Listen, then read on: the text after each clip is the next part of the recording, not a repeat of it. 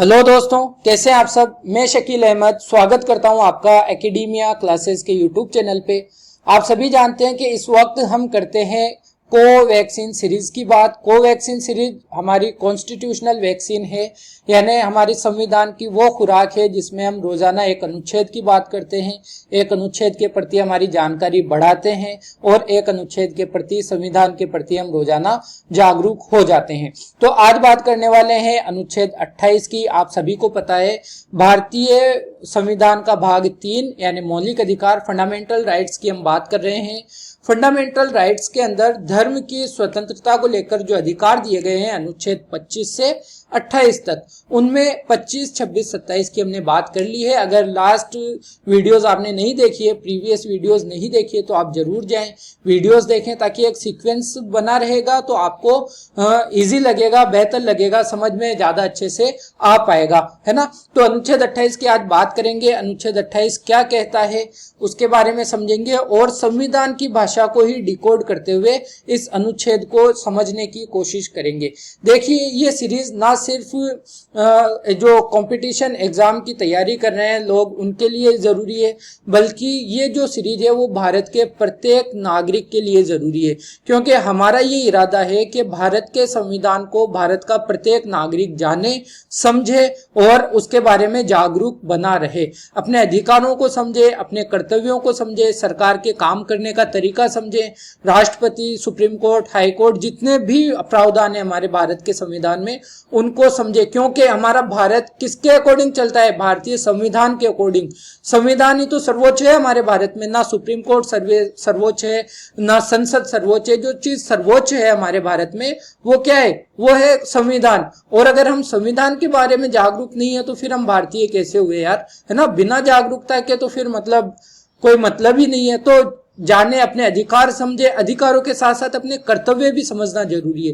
तो यही एक इरादा है, तो आप प्रत्येक लोगों तक ये वीडियो जरूर शेयर करें, ठीक है। अनुच्छेद 28 की बात करने वाले हैं। क्या कहता है? कुछ शिक्षा संस्थाओं में धार्मिक शिक्षा या धार्मिक उपासना में उपस्थित होने के बारे में स्वतंत्रता देता है।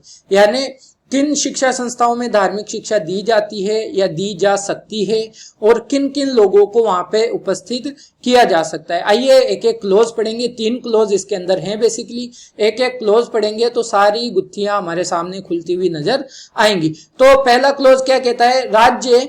राज्य की परिभाषा अनुच्छेद 12 में है। आप सभी को पता है, हमने बात की है, इसीलिए मैं कह रहा हूं प्रीवियस वीडियोस नहीं देखे हैं तो आप जरूर देखें, चीजें ज्यादा बेहतर समझ में आएंगी, ज्यादा क्लियर होंगी। तो राज्य निधि से पूर्णतः पोषित किसी शिक्षा संस्था में कोई धार्मिक शिक्षा नहीं दी जाएगी। यानी कोई ऐसा शिक्षा संस्थान है, अब शिक्षा संस्थान का मतलब कोई कॉलेज हो गया, स्कूल हो गया, कॉलेज हो गया, यूनिवर्सिटी हो गई, है ना। तो कोई शिक्षा संस्थान जो पूरी तरह से राज्य के द्वारा यानी गवर्नमेंट के द्वारा चलता है, जिन्हें हम सरकारी स्कूल्स कह सकते हैं, उनमें किसी भी तरह की धार्मिक शिक्षा नहीं दी जाएगी। क्यों नहीं दी जा सकती?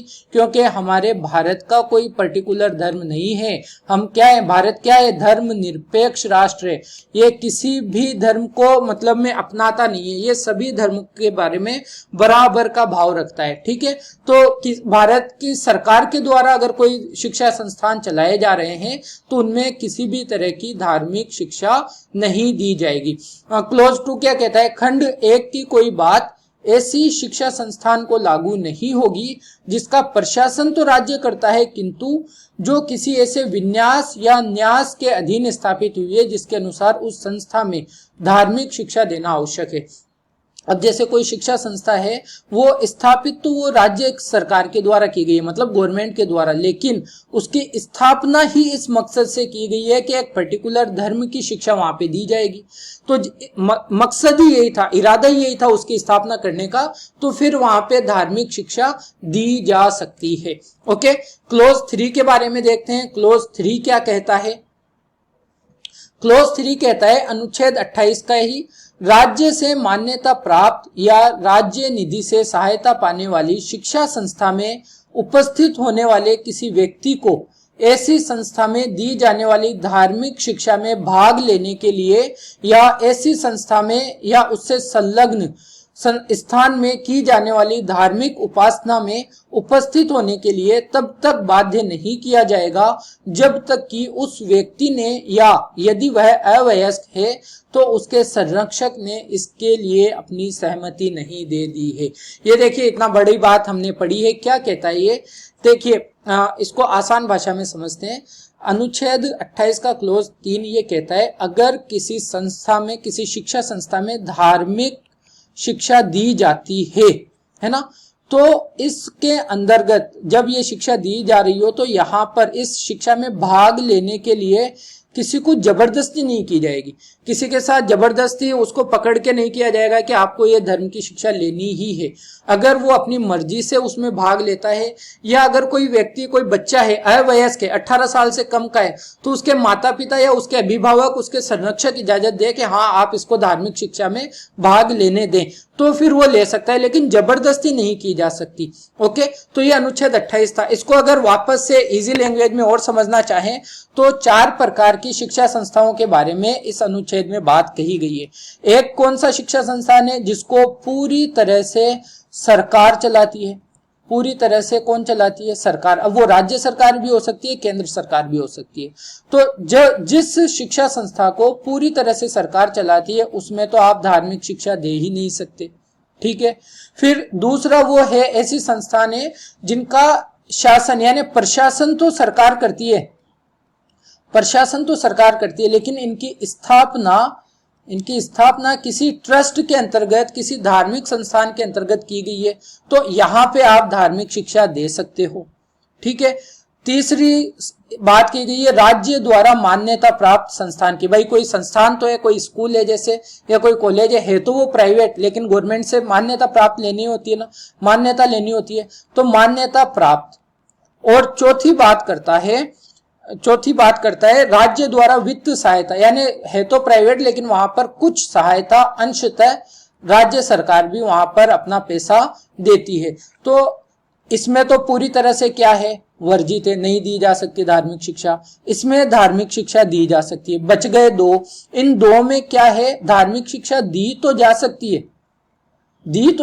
है, लेकिन लेने वाले की इच्छा होनी चाहिए, जबरदस्ती नहीं कर सकते। राइट, समझ गए? जबरदस्ती नहीं दे सकते आप यहाँ पर। उनके अगर जो बच्चे वहां पर पढ़ रहे हैं, जो लोग वहां पर पढ़ रहे हैं, अगर उनकी इच्छा है, वो चाहते हैं कि वो धार्मिक शिक्षा लें और वो उसमें मतलब में शामिल हो जाएंगे, लेकिन अगर वो नहीं चाहते, वो उससे अनुपस्थित रहते हैं, तो जबरदस्ती उनको ये शिक्षा नहीं दी जा सकती। तो ये था धार्मिक शिक्षा से संबंधित स्वतंत्रता के बारे में हमारा अनुच्छेद 28। तो धार्मिक स्वतंत्रता के बारे में जो 4 अनुच्छेद संविधान में बताए गए हैं उन सब की हमने बात कर ली है। फिर अब हम बात करेंगे संस्कृति और शिक्षा संबंधी अधिकार, जो अनुच्छेद 29 और 30 होगा। ओके, तो आज के इस सेशन को यहीं रखेंगे। उम्मीद करता हूं आपको पसंद आया होगा। लाइक जरूर करें, अगर अच्छा लगता है तो कमेंट करके बताएं चीजें कैसी लगती है।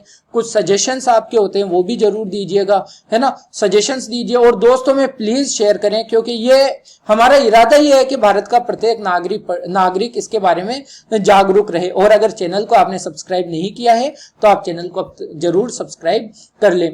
मिलेंगे नेक्स्ट डोज के साथ, तब तक के लिए अपना ख्याल रखिएगा, पढ़ते रहिए और खुश रहिए। धन्यवाद।